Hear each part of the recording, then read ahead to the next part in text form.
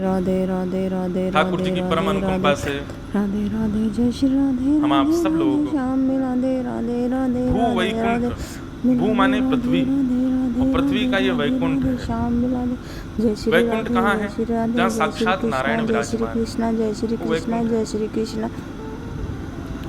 तो भू वैकुंठ श्री पंढरपुर। अच्छा, वैकुंठ का मतलब जहां ठाकुर जी विराजमान है, पर वैकुंठ का दूसरा अर्थ सुनो। जहां रहने वाले या जहां आने वाले लोगों के मन में, बुद्धि में कोई कुंठा ना रहती, उसको वैकुंठ कहते हैं। कुंठा का मतलब क्या होता है?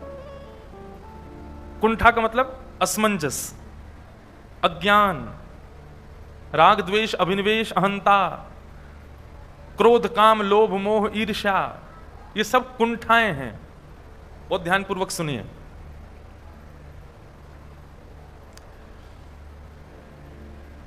कुंठा रहित जहां जाने से हम हो जाएं, वही वैकुंठ है। लोग अपने गुरु के स्थान पर जाते हैं, क्यों जाते हैं? वहां जाने से उनसे पूछो क्या क्या क्या मिलता है गुरु घर जाने से? बोले हमको शांति मिलती है। वो शांति ही कुंठा रहित वैकुंठ है। हमको वृंदावन जाने से बहुत अच्छा लगता है, ऐसा लगता है कि बस यहीं बस जाएं, वो वैकुंठ है। हमको वैष्णवों के दर्शन करके बहुत अच्छा। एक बात बताएं, संसारी स्थानों पर ये नहीं हो सकता। महाराष्ट्र में एक जगह महाबलेश्वर, हमने वहां भी कथा की है। महाबलेश्वर जाने से अच्छा लगता है, पहाड़ हैं और बारिश के महीने में तो बादल नीचे आ जाते हैं और सुंदर हवा, ऐसी सुंदर ठंडी ठंडी हवा चलती है। यहाँ का हिल स्टेशन है महाराष्ट्र का। वहां जाने से अच्छा लगेगा आपको, लेकिन कितने दिन अच्छा लगेगा? कुछ दिन बाद आपका मन होगा बस चलो अब यहां से हो गया, इतना ही बहुत है बस। ऐसा नहीं, थोड़ी देर रहने दे करो एक आध राग, जहां जाकर के मानो ऐसी स्थिति हो जाए बस अब हमारी यही ठौर है, इसके बाद हमें कुछ नहीं चाहिए। और माफ कीजिएगा, ऐसा पूरे विश्व में, पूरे संसार में केवल वहीं हो सकता है जहां ठाकुर जी स्वयं विराजमान होंगे। हम अभी कनाडा गए, फिर वहां से ऑस्ट्रेलिया गए। वहां के लोगों ने खूब स्नेह दिया, खूब प्रेम दिया, खूब आनंद हुआ। अब जिनके यहां मैं रुका था तो वो ऐसी ऐसी योजना बनाते थे कि मुझे अच्छा लगे। सुबह भारत जैसा नाश्ता, फिर भारतीय जहां ज्यादा मूल निवासी हों ऐसे स्थानों पर ले जाना, वैसा ही भोजन, वैसा ही सब कुछ। गाड़ी में भी कहीं घूमने जाते तो ऐसी व्यवस्था रखते कि महाराज जी को भारत जैसी फीलिंग आए, और बेचारे रिझाने के लिए खूब प्रयास करते। जैसा मैं कहता, मुझसे कहने से पहले ही वो व्यवस्था कर देते। और फिर मुझसे शाम को पूछते, महाराज जी अब तो अच्छा लग रहा है ना? मैंने कहा बस अब 2 दिन और रह गए, फिर जा रहा हूं मैं। बोले महाराज जी में पूरा प्रयास करते हैं हम लोग कि आपको अच्छा लगे, आपको फिर भी क्यों जाना है वापस?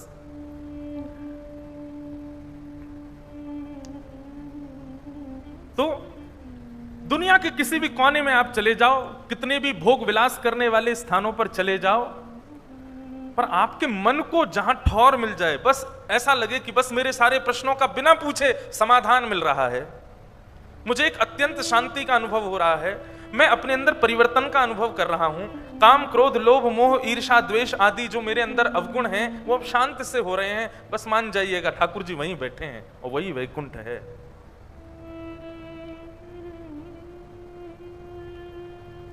तो ऐसा ये भू वैकुंठ पंढरपुर, जहां पर श्री पुंडलीक वरदे बैठे हैं। और सुनिए तो सही, कहीं पर भगवान तपस्या से प्रसन्न होकर प्रकट होते हैं, कहीं पर भगवान भजन से प्रसन्न होकर प्रकट होते हैं, कहीं पर भगवान यज्ञ से प्रसन्न होकर प्रकट होते हैं, कहीं पर भगवान 56 भोग पाने के लिए प्रकट हो जाते हैं, कहीं पर भगवान भक्त की रक्षा के लिए प्रकट होते हैं, कहीं पर भगवान राक्षसों के दमन के लिए प्रकट होते हैं। लेकिन पंढरपुर तो विलग है। यहां ना जप किया था, ना तप किया था, ना यज्ञ किया था, ना अनुष्ठान किया था। केवल भक्त पुंडलीक ने माता पिता की सेवा करी थी, ठाकुर जी की भी नहीं, माता पिता की। उस सेवा से ठाकुर जी यहां पर प्रकट हो गए। कैसे ठाकुर जी? आप 4 माला कम करोगे तो ठाकुर जी नाराज नहीं हो, बिल्कुल ही मत करो तो भी ठाकुर जी पे कौन सा फर्क पड़ रहा है? हम माला कोई ठाकुर जी पर फर्क पड़े इसलिए तो नहीं करते, हम यज्ञ इसलिए तो नहीं करते कि ठाकुर जी को इससे फर्क पड़ेगा। ठाकुर जी को कोई फर्क नहीं पड़ता इन सब चीजों से। आपकी करनी से आप पर फर्क पड़ता है, आपके कर्मों पर फर्क पड़ता है, आपकी मन बुद्धि पर पवित्रता आती है। ठाकुर जी को कोई गरज नहीं पड़ी, तुम बैठे रहो, पड़े रहो, कुछ भी करो। कई लोग ऐसा होता है, वो पाप करने के लिए जाते हैं तो ठाकुर जी से नजर बचा के जाते हैं, कहीं ये देखें ना। ठाकुर जी कह रहे हम बे, जैसे मुझे तो तू वहां दिखेगा ही नहीं। घर में अगर कोई 2 नंबर का पैसा लाया या कुछ भी गलत काम कर रहा है, ठाकुर जी के चित्रपट पे कपड़ा डाल देता है, इनको नहीं दिखे। ठाकुर जी बोले हाँ तेरे कपड़ा डालने से तो मेरी आंख बंद हो गई। ठाकुर जी को सब दिखना है, तुम जानत सब अंतर्यामी। ठाकुर जी को सब पता है। आपकी करनी से ठाकुर जी पर कोई असर नहीं होता, पर जब हमारी करनी अलौकिक होती है, हमारी करनी कुछ विलक्षण होती है, तब ठाकुर जी की दृष्टि पड़ती है, अरे कुछ अलग कर रहा है। बहुत ध्यानपूर्वक सुनिएगा। आप सबको आवाज आ रही है हमारी? शब्द स्पष्ट सुनाई दे रहे हैं ना?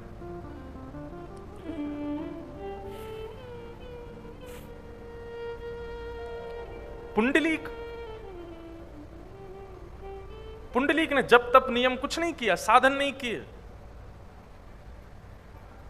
केवल अपने माता पिता की सेवा कर रहे हो। क्यों कर रहे थे शायद पता होगा सबको, नहीं पता तो हम थोड़ा सा बता देते हैं। पुंडलीक माता पिता की सेवा नहीं करता था। भक्ति में 2 प्रकार के लोगों का प्रवेश होता है। मैं गलत भी हो सकता हूं लेकिन फिर भी बोल रहा हूं। भक्ति में 2 प्रकार के लोगों का प्रवेश होता है। पहले वो जिनके पूर्व जन्म के संस्कार सुदृढ़ होते हैं, और दूसरे वो जो घोर नास्तिक होते हैं।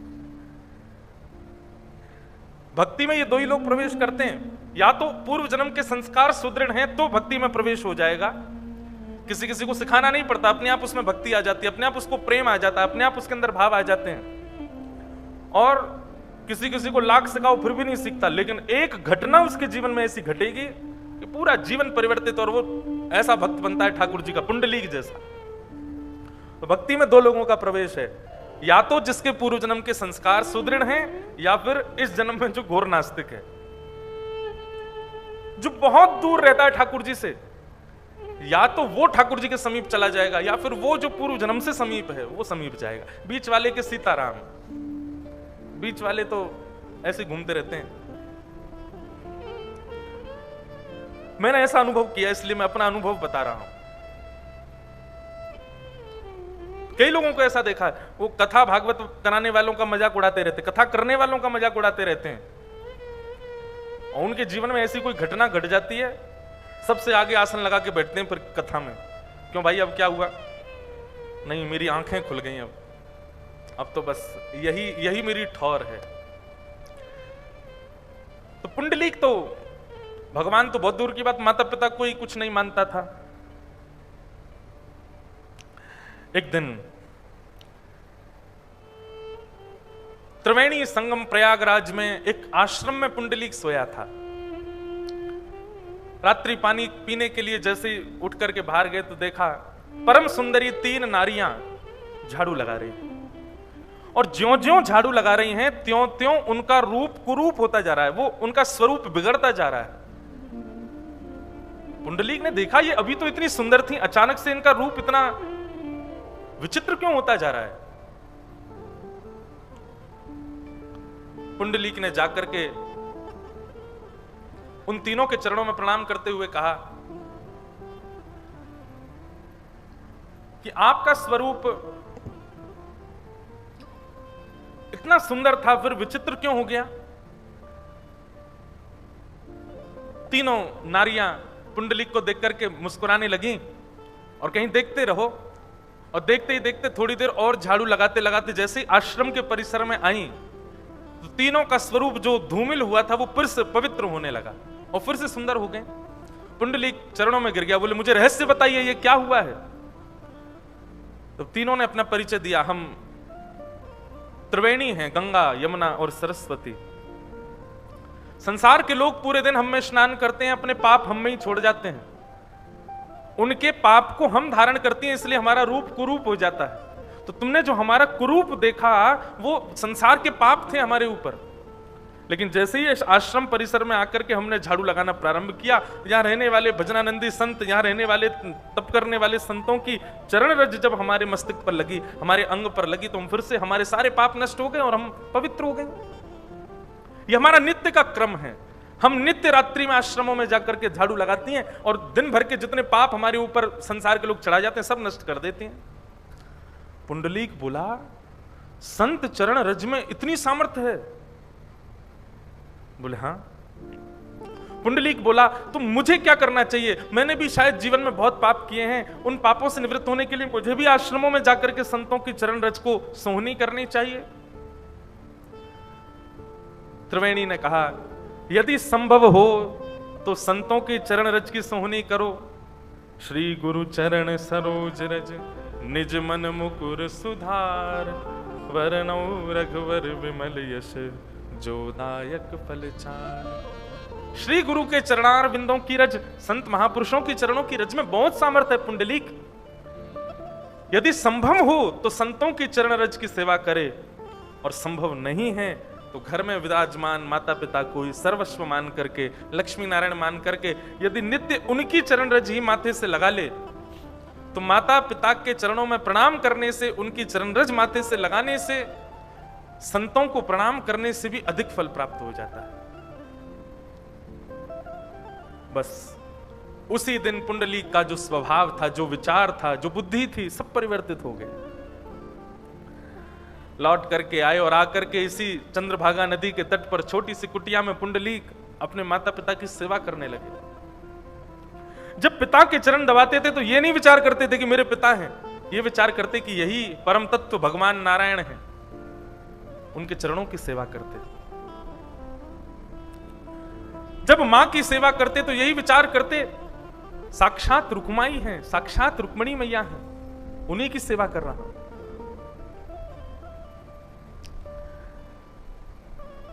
साक्षात नारायण और साक्षात लक्ष्मी, महालक्ष्मी का रूप माता पिता को मान करके सेवा करने लगे। पुंडलीक की उस भक्ति से अत्यंत प्रसन्न श्री द्वारिकाधीश पंढरपुर में आकर के विराजमान हो गए। बोलो विठ्ठल भगवान की। इतना सुंदर वर्णन है ठाकुर जी का, ऐसा सुंदर रूप है ठाकुर जी का। यहां पर ठाकुर जी आए तो थे पुंडलीक को दर्शन देने के लिए। भगवान के तन की इत्र की सुगंधी जिसको लेने के लिए देवता भी तरसते हैं, उस तन की सुगंधी को जैसे ही पुंडलीक की नासिका ने ग्रहण किया, पुंडलीक अपनी नाक बंद करने लगा, अपने माता पिता के ऊपर पंखा करने लगा, कहीं ये सुगंधी मेरे माता पिता को ना आ जाए तो सुगंधी के कारण इनके नेत्र ना खुल जाएं। देखने लगा कहां से आ रही है ये सुगंधी, खिड़कियां बंद करने लगा। अब सोचो, विचार करो, साधारण इत्र की सुगंधी इतनी बढ़िया लगती, ठाकुर जी के अंग की सुगंधी आ रही है, लेकिन पुंडलीक को वो बाधा लग रही है कि मेरे माता पिता कहीं उठ नहीं जाएं इस सुगंधी से। ठाकुर जी के चरणों में विराजमान नूपुरों की ध्वनि छम छम छम आवाज कर रही है। जिन नूपुरों की ध्वनि पर शाम वेद प्रकट होते हैं, उन नूपुरों की ध्वनि पर पुंडलीक तुरंत खिड़की में जाता है, दरवाजे पर जाता है, इशारा करता है, अरे थोड़ा धीरे चलो, कौन आवाज कर रहा है ये? आपकी नूपुरों की ध्वनि से मेरे माता पिता के कहीं नेत्र ना खुल जाएं। ज्यों-ज्यों पुंडलीक ठाकुर जी के गुणों को अपनी सेवा में बाधा मान रहा है, त्यों-त्यों ठाकुर जी और प्रसन्न हो रहे हैं। लक्ष्मी जी बोली, कैसे भक्त के यहां आए हो आप? आपकी इत्र की सुगंधी इसको बाधा लगती है, आपके चरणों के नूपुरों की ध्वनि इसको बाधा लगती है नाथ। बोले, यही निष्ठा तो मुझे प्रिय लगी पुंडलीक की। दुनिया के लोग इन सब आवरणों पर रीझ जाते हैं, पर पुंडलीक की सेवा में मेरे आवरण भी उसको हटा नहीं पा रहे हैं। वो अभी भी माता पिता की सेवा में ही है। ये निष्ठा, ये प्रेम, ये लगन मुझे पुंडलीक की खींच लाई है यहां तक। द्वार पर आकर के भगवान खड़े हो गए। पुंडलीक बोला, कौन हो भैया, आप क्यों आए हो यहां पर? लक्ष्मी जी ने कहा, साक्षात त्रिलोकीनाथ, ब्रह्मांड के नायक, जगदीश्वर ईश्वर श्री द्वारिकाधीश तुम्हारे द्वार पर आए पुंडलीक, आओ स्वागत करो भगवान का। पुंडलीक दूर से देख के कहता है, इनको किसने बुलाया था यहाँ पे, क्यों आए हैं यहाँ पे? इनको मैंने तो नहीं बुलाया था, मैंने तो आमंत्रण नहीं दिया था, फिर क्यों चले आए? लक्ष्मी जी हाथ पकड़ के बोली, अब या तो आप चलो, नहीं तो मैं नाराज हो जाऊंगी। कैसे भक्त के आए हो आप? उसको पता दिया हमने कि भगवान आए, तब भी नहीं आ रहा है बाहर। ठाकुर जी बोले, अब तो इससे जरूर मिलके जाऊंगा मैं। इसको ये बात भी नहीं हिला रही है सेवा से कि मैं परमात्मा द्वार पर खड़ा हूं। अरे कोई ये सुन ले कि बाहर कोई एक्टर आ गया है तो अपने 4 काम छोड़ के भाग जाए।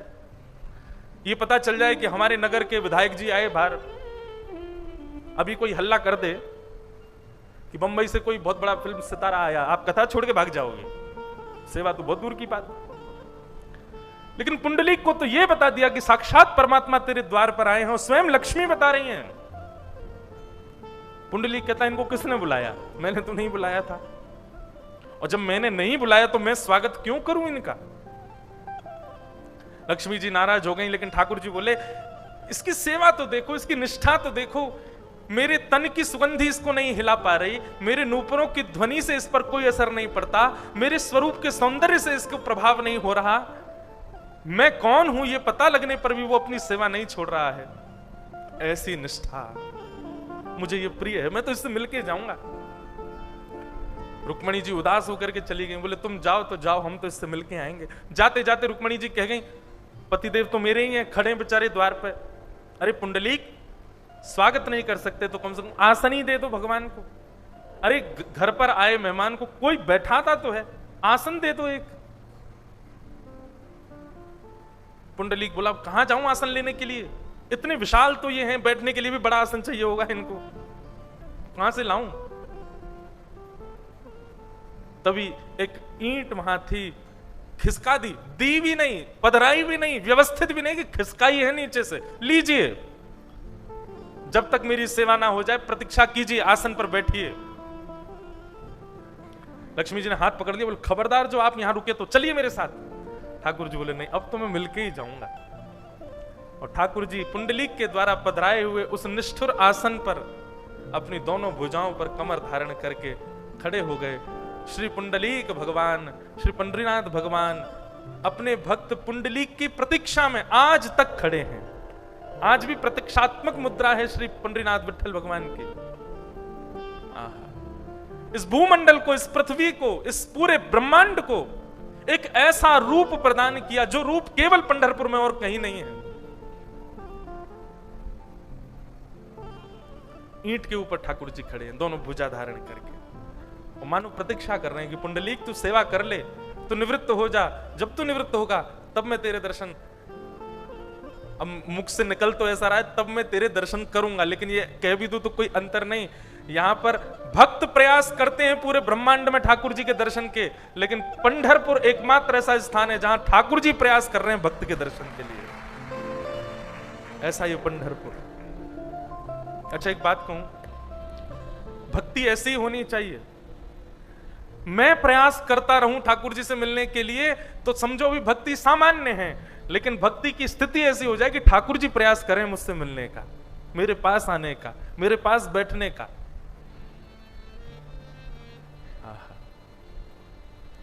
ठाकुर जी आज भी खड़े हैं, आज भी दोनों भुजाएं कमर पर धारण करके हम सबको बताने के लिए खड़े हैं।